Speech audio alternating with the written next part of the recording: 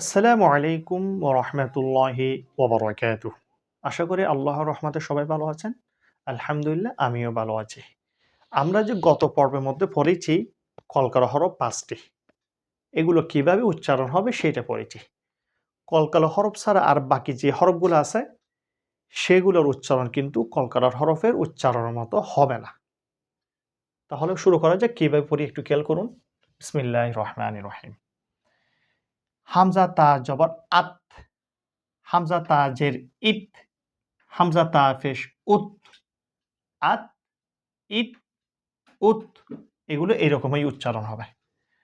হামজা সা জবর আস, হামজা সা জের ইস, হামজা সা পেশ উস, সা বলার সময় একটু নরম করে বলতে হবে।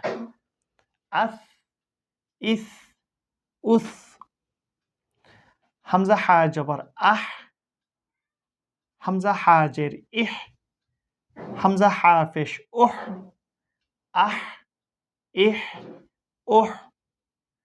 হামজা খ জবর আখ, হামজা খ জের ইখ, হামজা খ পেশ উহ, আখ, ইখ, উহ। তাহলে কলকলা হরফ ৫ টি কফ, ত, বা, জিম, দাল। এগুলো যখন পড়বেন তখন উচ্চারণটা আমি আগে কিন্তু বলেছি। এগুলো ছাড়া বাকি হরফগুলোর উচ্চারণ কিন্তু স্বাভাবিক এরকমই হবে সবগুলা। আপনারা যারা আমার এই ভিডিওগুলো দেখবেন অবশ্যই লাইক দিবেন, কমেন্ট করবেন, নিজে দেখে আরেকজনকে দেখার সুযোগ করে দিবেন শেয়ারের মাধ্যমে। যারা ইউটিউব চ্যানেল থেকে দেখবেন ওরা কিন্তু অবশ্যই সাবস্ক্রাইব করবেন। আল্লাহ হাফেজ। আসসালামু আলাইকুম ওয়া রাহমাতুল্লাহি ওয়া বারাকাতুহু।